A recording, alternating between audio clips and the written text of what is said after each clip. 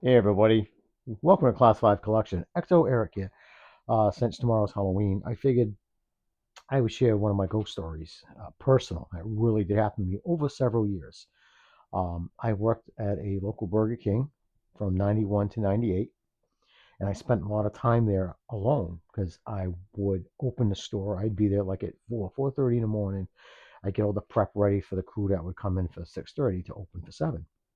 And on Saturday nights, I would what's called a porter. I would go in and break the equipment down, clean it to give the porter that worked 5 days a week off, 6 days a week, and I would work the Saturday night, and did that like I said for almost 8 years.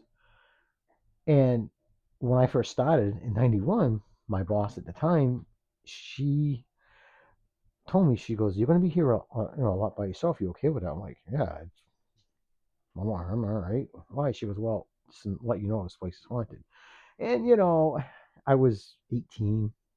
Yeah, I was probably 18 at the time. I just chuckled. I'm like, yeah, okay, whatever. I didn't know her at the time. And, whatever. Well, as I started spending time, things started happening. Uh, Stupid things, like stuff that you could blame yourself for. We had we, it really wasn't an office. It was just like a walk-in closet that if you walk straight, you'd have the safe on the floor. We'd have a countertop like this. We had this huge computer telephone. Now this is 1991, but it was hooked up to our BKDS, which is our Burger King distribution system. So we could order, Whoppers and fries and the whole 9 yards. So it was an actual big, big computer screen with a keyboard and telephone. It was freaking cool. And when it would ring, and it was all green backlit, it was freaking funny. So phone would ring and say, "Excuse me, you have an incoming call." It was just the funniest thing. I wish I actually had it, and I got rid of it because it was really outdated. So we'd write in the logbook or doing our tallies. We'll get the registers, you got to count the change. So I've got, just a standard pen, you know. So you're writing, you put it down on the desk, you turn around to go get a drink or whatever, come back, it's gone. What the hell? Okay, it fell on the floor. I knocked it over. I carried it. Maybe it's in my pockets.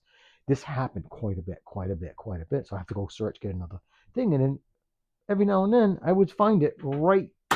There's no way I could have missed that. It was right there. So my boss came in and she goes, "Hey, anything going on weird?" And I'm like, "Not, not really." And I thought, I'm like, "Hey, I said, it's weird. Last couple, probably last week, I put a pen down and turn around and go get something or to, get something out of the safe. Come back, it's gone." She's like, "Oh yeah."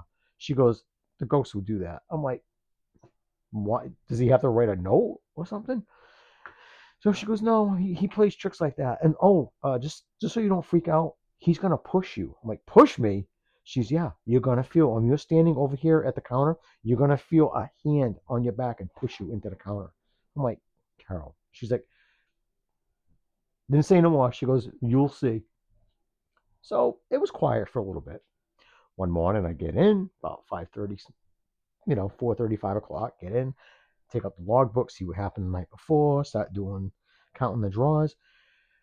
I still got goosebumps to this day. I felt a hand, the palm, the fingers push me, not hard, not a shove. It just a little right up, and I moved. I froze. I mean, literally, this is my first contact. I froze. I'm like, what the?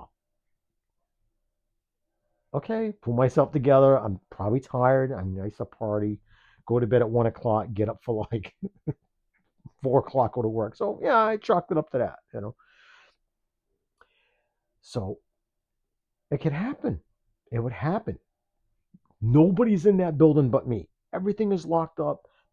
The only lights that I had in that place was the menu boards. Everything else was down. The radio was off. Doors are locked. There's nobody in that building but me. So it would happen every now and then. I would feel the pump, and it would only happen and in that office, just in that spot. Then I started hearing. voices, but multiple voices where they're chattering, but you can't understand what they're saying.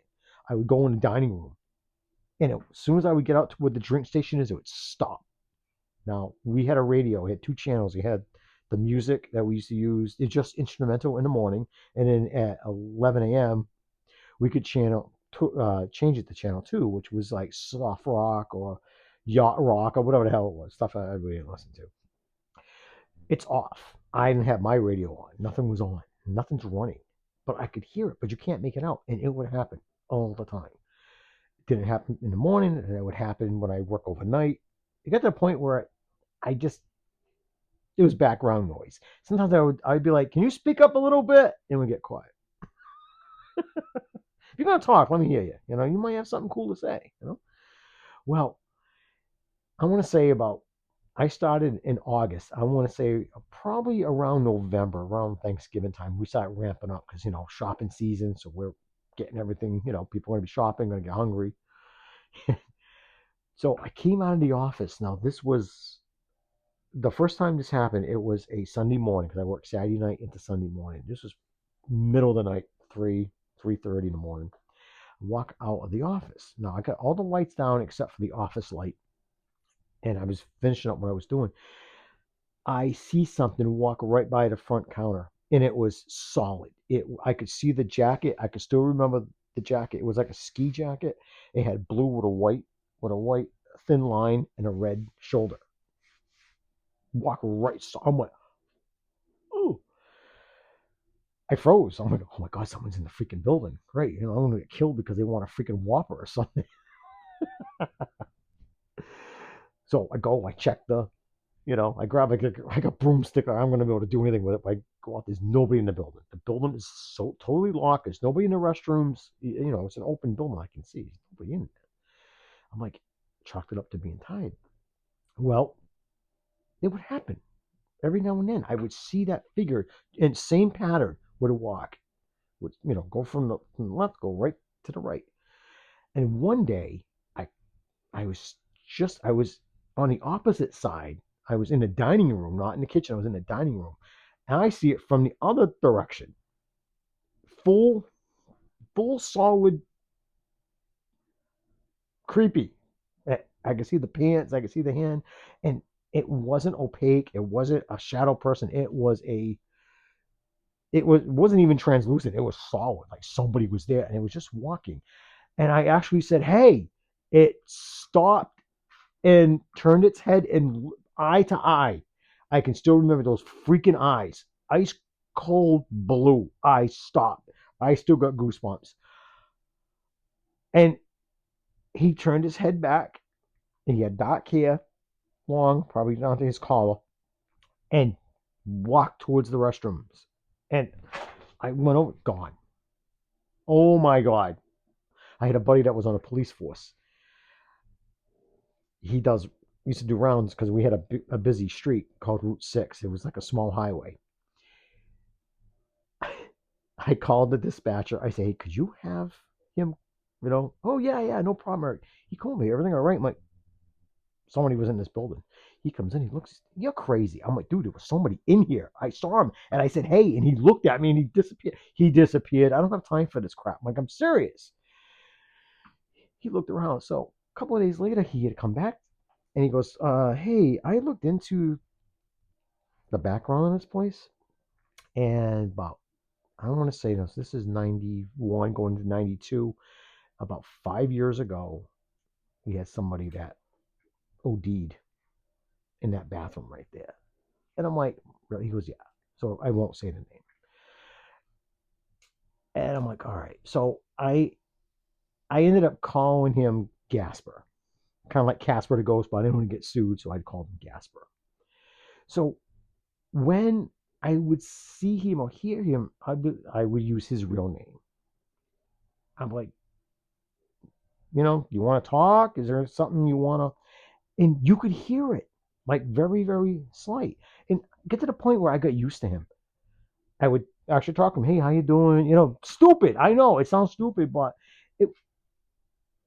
And I only saw him a few more times after that. I never really.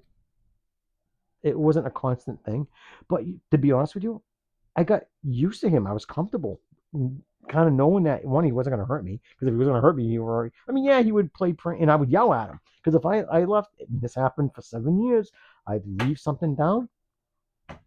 He'd take it. I would get cross. I'd be like, Gasper, give me my damn pen back. Come on.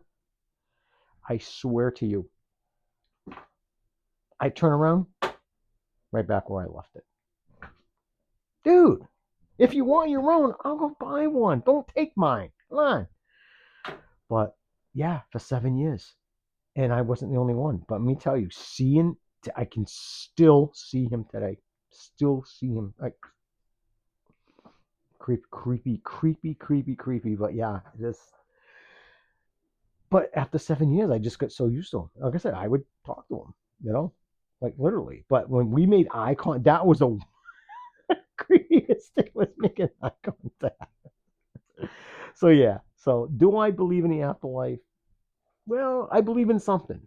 I don't know what. Now, whether it's a playback, a loop, whether we do go on, whether we get stuck in limbo, I don't know. But is there something more? Yeah, definitely. But yeah, so that was my stupid ghost story that I had for several years. And my boss wasn't crazy. And she looked at me. I told you. Okay, all right. Don't get stupid with me. All right, yeah, you told me. Ooh, boo. But Gasper's lucky that I didn't have a freaking particle thrower back then, because I might have put your butt in a trap. So, anyways, yeah. But seriously, if weird things happen to you, it may be, maybe. I mean, I don't play with a full deck. Look how I dress. So, but yeah. So, all right, that's my story. I hope I didn't ramble on too much, but just want to share that. So yeah, that was. It is still to this day. Now I live in an old house. It just made 101 years old this year. Uh, I get concrete, so I don't think anybody buried Aunt Gladys down here, because in some houses not too far from here, they actually find bones and stuff. Because, when you live in Plymouth and stuff back in the 17, 1800s, you couldn't, if Grandma or Aunt Gladys passed away in the middle of winter, you can't dig up the ground. It's without a bulldozer. So they would just say, well, bury her in the basement and we'll dig her up in the fall. I mean, in the spring. Of course, you don't want to. And yeah, to this day, somebody will be having something refurbished or rebuilt, and they find bones, have to call the cops, and come find they've been dead for a couple hundred years. So it's, yeah. And if they were murdered, nothing we can really do about it. I love New England. It's great. If you want ghost stories and stuff, come to New England. Trust me. All right, guys. I'm going to sign off now. I've been rambling for like 13 minutes. Sorry about that. So, take care. Keep your eyes out, and if something pushes you, it may be the afterlife. You never know. All right, guys. Take care. Peace.